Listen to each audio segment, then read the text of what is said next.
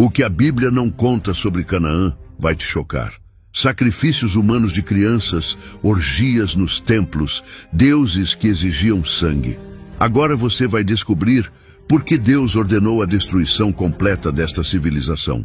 A Terra Prometida escondia segredos tão perturbadores que muitos pregadores evitam falar. Nesse vídeo, você vai descobrir como era a vida e o dia a dia das pessoas em Canaã. Canaã não era apenas um pedaço de terra qualquer no mapa antigo. Localizada precisamente entre as duas maiores civilizações da antiguidade, o poderoso Egito ao sul e os impérios da Mesopotâmia ao norte. Esta região se tornava automaticamente o centro do mundo conhecido. Qualquer mercador que quisesse transportar suas mercadorias do Egito para a Babilônia, ou qualquer exército que desejasse conquistar territórios distantes, precisava inevitavelmente atravessar Canaã. Esta posição estratégica transformou a região em uma encruzilhada de culturas, ideias e conflitos. A geografia desta terra era verdadeiramente um presente divino. Nas planícies costeiras, os ventos do Mediterrâneo traziam chuvas suficientes para o cultivo de cereais, enquanto os vales entre as montanhas criavam microclimas perfeitos para vinhedos e oliveiras. O Vale do Jordão, com seu solo fértil, produzia tâmaras, figos e romãs em abundância. Não é por acaso que Deus a descreveu como uma terra que mana leite e mel, uma metáfora poderosa para sua excepcional fertilidade. Do Monte Hermon, no norte, coberto de neve, até o deserto de Negev, no sul, Canaã oferecia uma diversidade geográfica impressionante em um território relativamente pequeno. Mas quem eram os habitantes desta terra tão cobiçada? Ao contrário do que muitos imaginam, Canaã não era povoada por um único povo, mas por um mosaico de nações. Os cananeus, propriamente ditos, dominavam principalmente as regiões costeiras e eram exímios comerciantes. Os jebuseus controlavam a região montanhosa que incluía a futura Jerusalém, enquanto os hititas traziam técnicas avançadas de metalurgia de sua origem na Anatólia. Os amorreus, conhecidos por sua estatura elevada, controlavam fortalezas nas montanhas. Perizeus e heveus completavam este cenário étnico diversificado, cada grupo com seus próprios costumes, dialetos e divindades. A Bíblia menciona 7 nações que habitavam Canaã, acrescentando aos já citados os girgazeus e os cananeus. Estes povos não eram recém-chegados. Arqueólogos descobriram que muitas cidades cananeias já existiam há mais de 1000 anos antes da chegada dos israelitas. Jericó, por exemplo, já era uma cidade murada impressionante quando Abraão ainda vivia em Ur dos Caldeus. Uma das características mais marcantes de Canaã era sua fragmentação política. Diferente do Egito unificado ou da Babilônia centralizada, Canaã funcionava como um conjunto de cidades-estado independentes. Cada cidade importante, como Hazor, Megido, Laquis ou Jerusalém, tinha seu próprio rei, que controlava a cidade e os vilarejos ao redor. Estes pequenos reinos viviam em constante rivalidade, formando alianças temporárias que se desfaziam rapidamente conforme os interesses mudavam. As cartas de Amarna, descobertas no Egito, revelam reis cananeus implorando por ajuda militar ao faraó contra seus vizinhos. "Envie arqueiros, ou minha cidade será destruída", escrevia desesperadamente um governante de Canaã. Esta fragmentação política criava um ambiente de instabilidade permanente, onde a lealdade era uma moeda rara e a traição uma tática comum. Mas eis o grande paradoxo de Canaã. Como uma terra tão próspera e desenvolvida podia ser tão instável e conflituosa? A resposta está na própria riqueza da região. Justamente por ser tão fértil e estratégica, Canaã atraía constantemente a cobiça de impérios vizinhos. O Egito considerava a região parte de sua esfera de influência e frequentemente enviava exércitos para pacificar cidades rebeldes. Os hititas e os babilônios, por sua vez, também reivindicavam controle sobre partes de Canaã.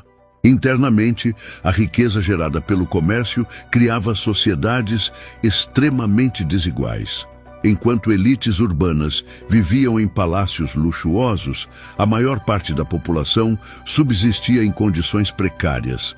Esta disparidade social alimentava tensões constantes que frequentemente culminavam em conflitos violentos. Mas quem eram realmente esses povos e como eles viviam suas vidas cotidianas?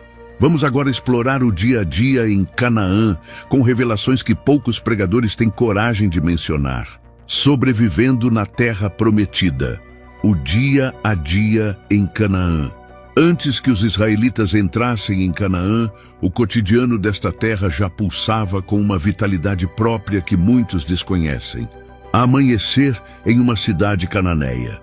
O sol nascia sobre casas de pedra e barro, empilhadas umas sobre as outras em ruas estreitas e tortuosas.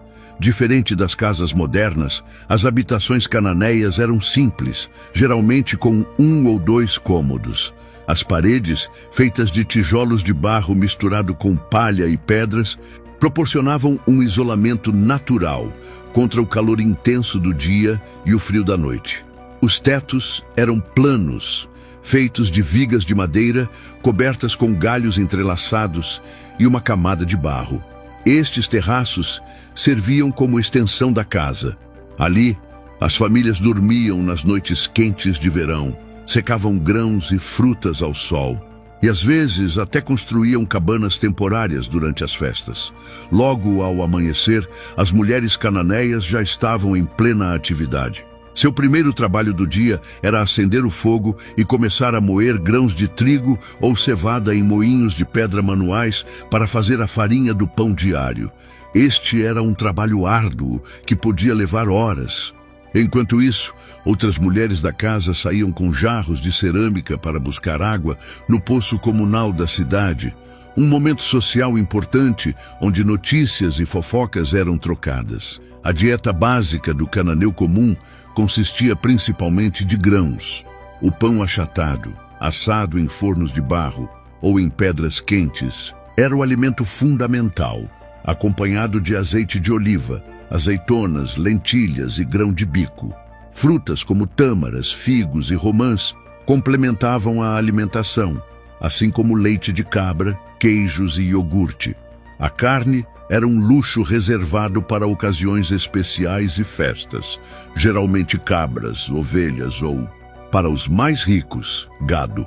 O vinho, produzido nas encostas das montanhas de Canaã, era a bebida mais comum, muitas vezes diluído com água para render mais. Enquanto as mulheres cuidavam da casa, preparavam alimentos e teciam, os homens saíam para o trabalho. A maioria absoluta da população cananeia era composta por camponeses que cultivavam pequenos lotes de terra nos arredores das cidades. De manhã cedo, eles partiam com suas ferramentas, arados puxados por bois ou jumentos, enxadas, foices de bronze ou ferro, para trabalhar nos campos. O suor do trabalho agrícola era constante e exaustivo, especialmente sob o sol escaldante do levante. Nas cidades, artesãos especializados começavam seu dia em oficinas que muitas vezes eram parte de suas próprias casas. Oleiros moldavam vasos de cerâmica em rodas manuais, criando recipientes para armazenar alimentos, água e óleo. Ferreiros batiam metais incandescentes, forjando ferramentas agrícolas, armas e ornamentos. Carpinteiros transformavam a escassa e preciosa madeira em móveis, portas e implementos diversos. Tecelões convertiam lã e linho em tecidos, enquanto curtidores preparavam couro de animais para sandálias e recipientes. No topo da sociedade, reis locais viviam em palácios relativamente modestos se comparados aos dos faraós egípcios, mas luxuosos para os padrões cananeus. Cercados por guardas, servos e conselheiros, estes monarcas dedicavam seus dias a resolver disputas judiciais, planejar projetos de construção, receber enviados estrangeiros e, frequentemente, preparar-se para guerras contra cidades vizinhas. Quase tão poderosos quanto os reis eram os sacerdotes, que administravam os templos realizavam rituais